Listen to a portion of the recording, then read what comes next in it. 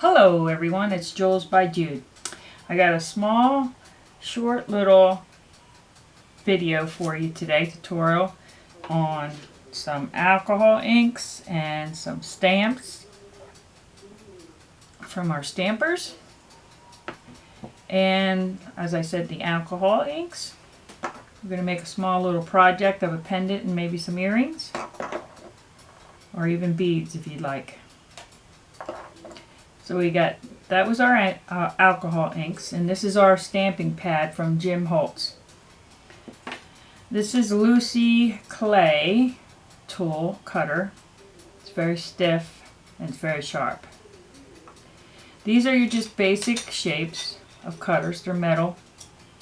Nothing too special about them, except that they're small and large. This will be my pendant, and these may be my earrings. I'm going to put this stuff aside. I have my plastic wrap for when I press my cutters into my clay. Okay. Here I have a sheet of white, and it's rolled out on my number 2, which is the second thickest on my machine, and the black as well. The black will be the back, and the white will be what we press our image on with our stamp. So let's get started. This is how we're going to do this today. Let me do this just for sake of, okay? Alright, so let's get to it. We've got, this is the texture and the stamp that I'm going to use. This has got 1, 2, 3, 4 images. Now I'm going to show you that I'm going to use this. This is a little bit on the tropical side. For me, I'm going to use that. I think I have some good images with that on there. So, alright, here we go. I'm going to stand up on this deal and I'm going to press down. The pressure should be even. That's why I rock a little bit here and there. It doesn't have to be precise. It's not that kind of project. And then you want to make sure you're booting right up against it. And again, you don't have, this does not have to be precise either, okay? And that's based on the back. You'll see. I'll show you.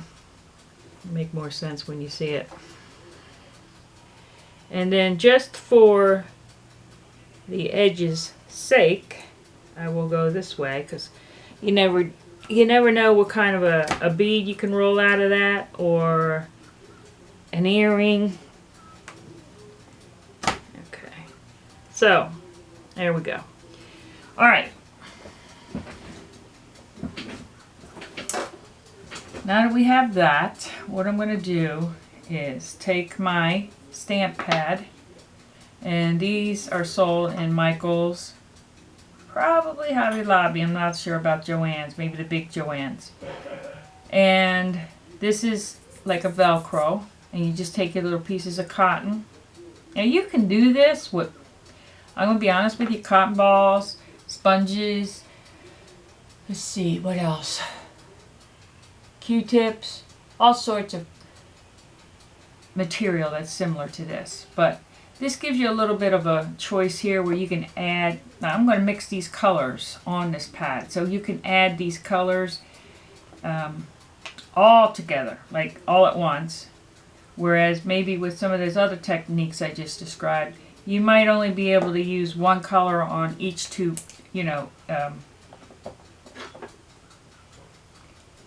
Q-tip. So, let me just put the right lid on the right. This is green. That was a magenta. This is a green. As you can see, I don't want to put too much green because you know how the primary colors make others. So, I think I'm going to have a bit of that going on anyway. And this is blue. Just plain old blue. Nothing special. No special terminology or anything going on here. Alright. So once you do this, you're going to have some options, and I'm going to show you that in a minute. Let me get all my colors on here. This is a yellow. Yep. Sun bright yellow. So this is where more green can have a tendency to pop up with this yellow and blue and whatnot. So we'll be careful to keep it off to the sides so we don't have too much green. Alright, I'm good with that right now. And what I'm going to show you is, let's see here, I wonder if I should cut this in two. We'll do this first. There we go. We're going to press down, and it's pretty bright, but you can kind of soothe that out with some alcohol. And I'll show you what I mean by that. So it doesn't have to be Easter bright. That's what I call it, Easter bright. It's a perfect Easter project. So I'm going to press the rest of these, but I'm going to show you some differences once I complete this. So now it's all uniform, so it's all the same. Now if you wanted to, you could go back over and take that down a little bit. Oops, that was my lid. By spraying some of this and taking your pads and dabbing some off. Now they're starting to blend in a little bit better, and they're even creeping into the crevices a little bit more. And it's all going to be a matter of taste. It's not a matter of right or wrong. And I wanted to leave a little bit of this on here so you can see the difference between this look and this look. Okay? And you just go from there, what look is best for you. Now, I'm going to show you this in a finished piece.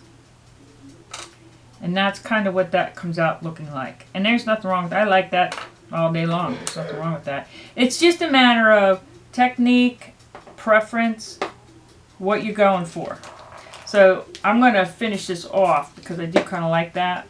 And I wouldn't use these pads. I'd use something else to dab it with, because you don't need to be using these pads for this type of, you could probably use a piece of paper towel. Well, I wouldn't go paper towel. I'd do something a little bit more smoother. Maybe some cotton balls. Let that sit a second so it can run a little bit more. Okay. Alright, there we go. So anyhow, we're going to move on. Take some of this off of here. There we go. Alright. Now we're going to need our plastic. We should dry it a little bit.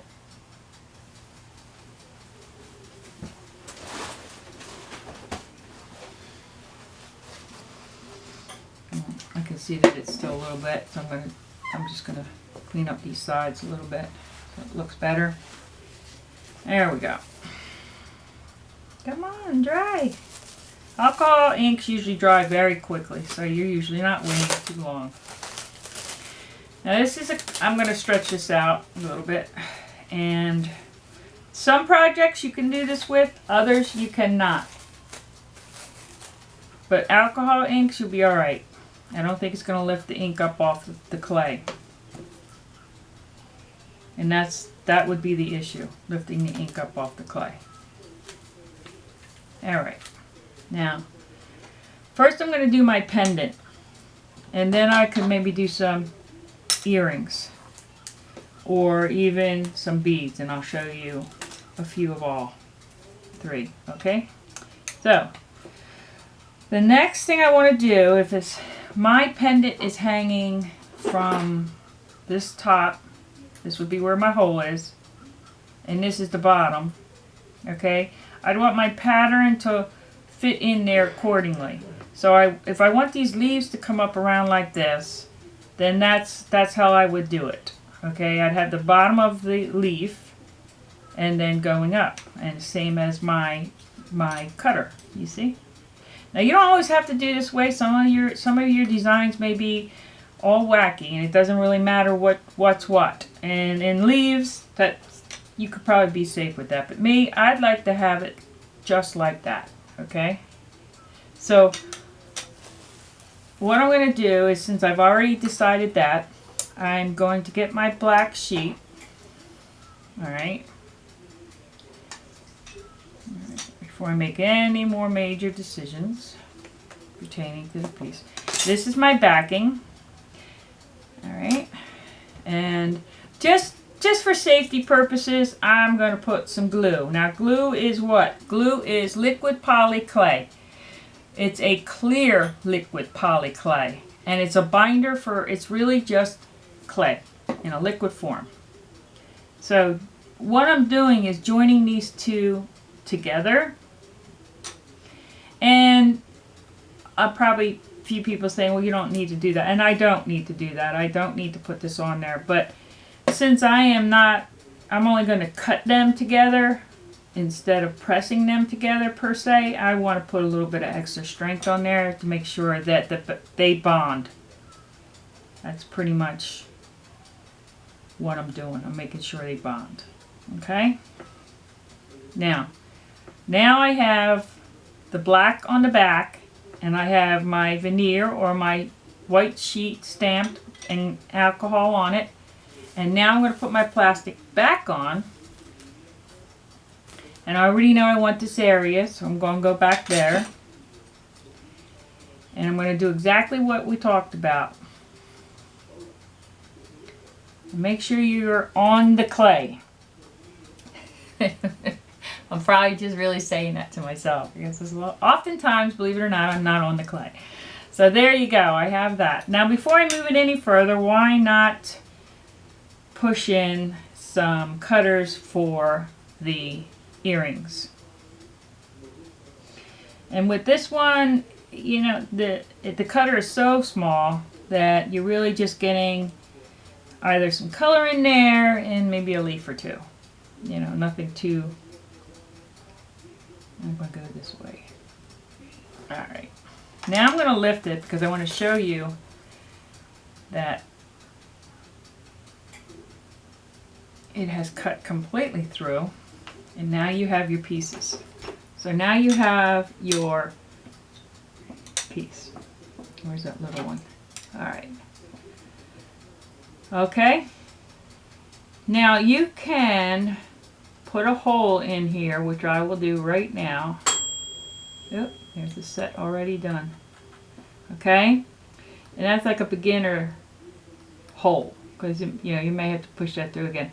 These, I think I'm going to wait. I think I'm just going to do these on a flat round earring back. So, well, let me think. If you want them to dangle, you'll want to put a hole in there, okay? But it needs to be a small hole. If you don't want them to dangle, you would put them in the oven just like this, okay?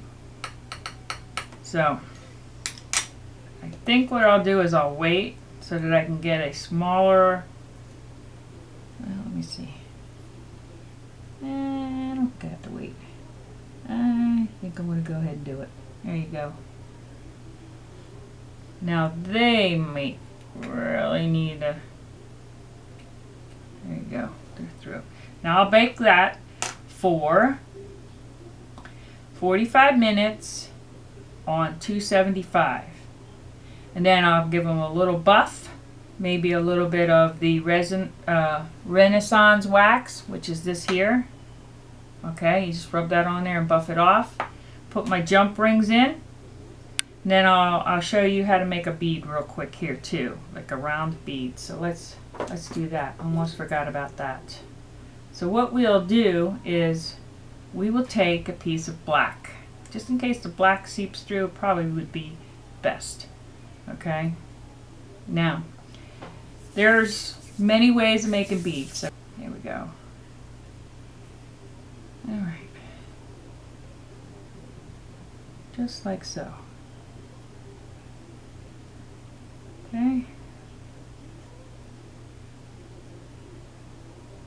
There we go. We're going to take a small portion out. Now, ideally, if we're going to do, you know, more than one bead, but today I'm just showing you one bead. Okay. You want to take some of the, there we go. That's all right. See, I can separate this now too. See how I did that? So I can use my black over here and then just my veneer. Just see if you guys can see that. I took the black off and this is the veneer. So what I'll do here is something like what you might do in a watercolor. And just tear and rip. That's what you do in some of these watercolor techniques. So, the only thing is I'd like to get some of these other colors.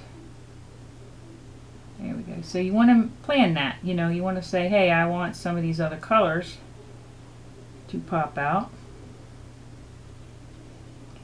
Instead of being too pink or too green or too blue. And hopefully you can see how I'm doing that. And this does resemble the watercolor technique that I don't know who developed that, but it does resemble it. So it even looks kind of cool with some of that black sticking out. That's why I use the black as the solid. But you can use, I was going to say the solid background, but you can use scrap clay. Anything, you can use anything you want, right? Pretty much, I'll be honest with you. So when I'm done with this, I'm going to show you how it looks after I roll it. Let's see here. Alright, now, there we go. Get creative. You can use Swarovski beads, you can use other kinds of beads, or you can just stick with making your own size, your own ones that you want. I'm going to roll this a little bit better in my palm. I'll roll this out my palm. Now if you wanted beads that were exactly the same size, your best bet would be to cut the inside proportionally, maybe with a little round cutter, and then pick them up and decorate them as such. And you just stick a hole through them and maybe stick them in some cornstarch or some other beading tools. And that's what you have. It does look a lot like a watercolor one than the example that we've used here, but I don't know why that is, except for that I picked the lighter colors in the bead. But like I said, you can go as you know, learn as you go. And maybe this bead can be used for something else if you don't think that it matches and that it's too big, because I would say it would be too big personally. I'd make them smaller. But I just wanted to show you how you could use your scraps from this project to make beads and earrings. Okay? So, sorry it was away so long. I'm back and I'm ready to go, and I have a few more ideas and projects for everybody to use, and I'm anxious to get on the road to that. And if you like this video, please like it. If you like it, subscribe, and if you subscribe, share it. Thank you. God bless. Jules by Jude.